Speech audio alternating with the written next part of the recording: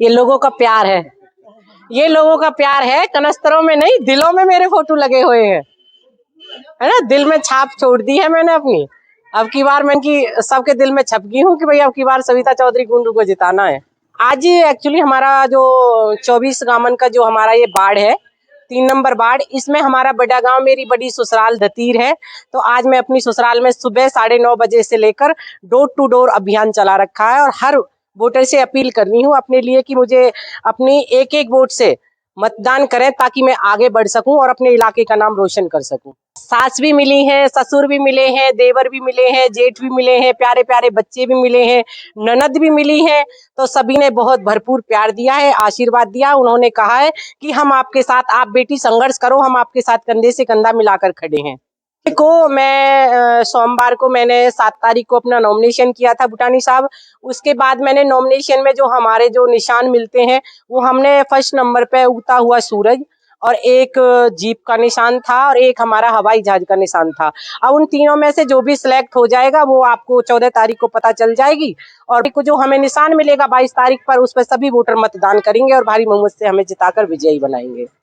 देखो, वादे, मेरा जो मेन मकसद है कि मेरा क्षेत्र, मेरा वार्ड एजुकेशन के मामले में बहुत पीछे है। मैं चाहती हूँ कि शिक्षा और चिकित्सा के मामले में मेरा क्षेत्र आगे निकले और मेरे बच्चे खेल कूद में आगे निकले। मैं ऐसे मतलब स्टेडियम वगैरह बनवाऊं अपने बच्चों के लिए, उनकी आवाज उठाऊं। जैसे गलियां हैं, गरारे हैं। अब जैसे मैं उधर से सिकंदरपुर रोड से आई थी या मेन रोड से गई थी, तो रास्ताएं इतनी खराब हैं कि आप यकीन नहीं कर सकते कि मतलब गाड़ियां निकल रही हैं, बाइक और स्कूटी से निकलना बहुत ही कठिन और मुश्किल है। तो महिलाएं बेचारी जो जितनी परेशान है, मुझे लगता है कि मैं एक महिला हूं और एक महिला के दर्द को समझ सकती हूँ। जब महिलाएं गोबर लेके निकलती हैं, कहीं बेचारी का पैर फिसल जाता है, कहीं उनके हाथ में चोट आ जाती है, तो मैं एक महिला हूं, महिला के दर्द को समझ सकती हूँ। एक महिला ही घर को सुरक्षित बनाती है और एक महिला ही घर को बर्बाद कर देती है। लेकिन मैं वो सक्षम महिला हूँ कि अपनी महिलाओं के लिए, अपनी बहन बेटियों के लिए, सुरक्षा के लिए मैं 24 घंटे तत्पर खड़ी रहूंगी और अपने क्षेत्र की आवाज को उठाती रहूंगी। देखो, मेरे लिए समय, मैं तो चाहती थी मुझे 10 दिन का समय मिले, क्योंकि मेरी 5 अगस्त को जब मुझे पंचायत करके 8 गांवों ने पंचायती उम्मीदवार के रूप में उतारा था, तो 14 अगस्त के मेरी पंचायत, मेरी 8 गांवन की, मेरी 20 गांवन में मेरी बड़ी ससुराल दतीर में जुड़ी थी और मैं 3 साल से कंटिन्यू एक घर में 3-3, 4-4 बार डोर टू डोर जा चुकी हूँ। मुझे एक एक घर की पता है कि भाई कहाँ वोट कैसे है और कैसे निकाल के लेके आने। मेरे लिए समय कम नहीं है और नहीं समय ज्यादा है, क्योंकि मैं काफी समय से संघर्ष कर रही हूँ। मैं वो बरसाती मेंढक नहीं हूँ जो अब टाइम पर बरसाती मेंढक बाहर से जो कूद कर आ रहे हैं, जिनकी खुद की वोट नहीं है, खुद का इलाका नहीं है, और वो कहते हैं कि हम इस क्षेत्र में गुंडागर्दी मचाएंगे। हमारा मकसद इलेक्शन जीतना नहीं है, हमारा मकसद है तो सविता चौधरी कुंडू को हराना है, चाहे हमें नोएडा तक के गुंडा लेकर आने पड़े। लेकिन ये बात नहीं है, ये हमारा इलाका है, ये ब्रज भूमि में आता है और यहाँ चाहे कहीं तक का भी गुंडा आ जाए वो किसी से डरने वाला नहीं है। हमारा क्षेत्र, यहाँ झांसी की रानी भी पैदा इसी इलाके में हुई थी और हम लड़ाई लड़ते रहेंगे अपने क्षेत्र के लिए। हम किसी से डरने वाले नहीं है। अगर कोई हमें डराने की कोशिश करेगा तो ईंट का जवाब हम उसे पत्थर से देने की ताकत रखते हैं। मेरे ऊपर भरोसा करते हैं, मेरे ससुराल वालों ने, मेरे 24 गांवों ने मेरे ऊपर प्यार जताया, भरोसा किया है और मैं चाहती हूं कि उनके भरोसे पर 24 कैरेट का जैसे गोल्ड होता है, मैं चाहती हूं कि उनके भरोसे पर मैं खरी उतरूं। जैसे 24 घंटे किसान आंदोलन में लगातार तत्पर आप लोगों ने देखा कि मैं चाहे बेशक से 0 टेम्परेचर डिग्री गर्मी हो या सर्दी हो, लगातार मैं किसान आंदोलन पर बैठी रही थी।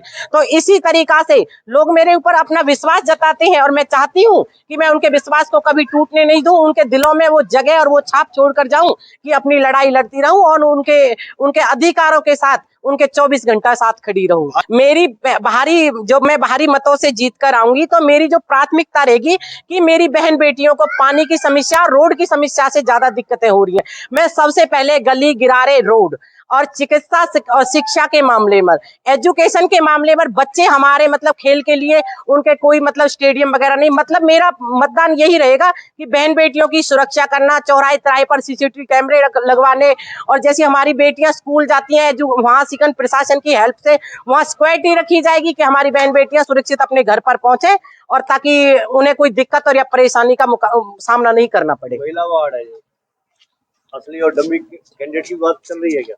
देखो, बिल्कुल, मैं तो मानती हूँ कि असली कैंडिडेट वो होता है जो क्षेत्र के बीच में रहता है, लोगों के बीच में रहता है, इलाके की आवाज उठाता है। मुझे तो लगता है कि सारे डमी कैंडिडेट हैं। और आज तक का जो परिणाम, 25 साल से हम जो परिणाम हमारा इलाका जो भुगतता आ रहा है, जो पीछे डूबा हुआ हमारा इलाका है, तो वो डमी कैंडिडेटों के कारण है।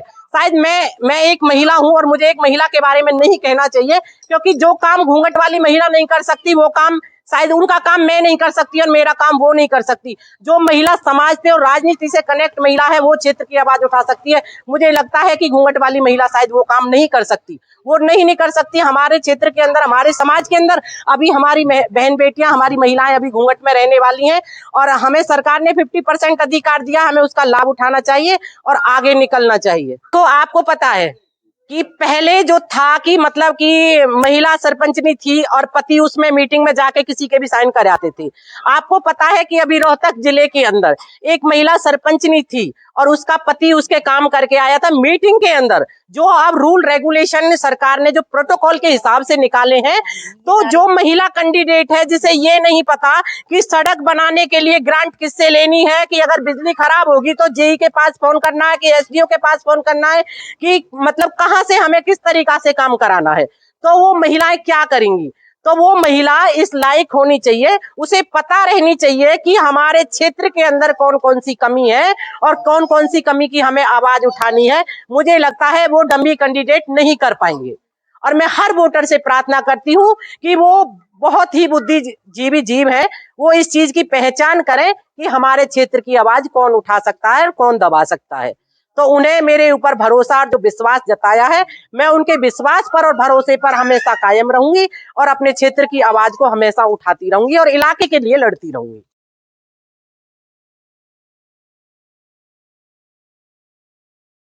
नीचे जो आप देख रहे हैं YouTube चैनल, इसको आप लाइक करें, सब्सक्राइब करें, कमेंट बॉक्स में जाकर एक प्रतिक्रिया अवश्य दें और इस लिंक को आप ज़्यादा से ज़्यादा शेयर भी कर दीजिए। वोकल फॉर लोकल के लिए आपका इतना सहयोग हमें चाहिए। धन्यवाद। जय हिंद, जय भारत।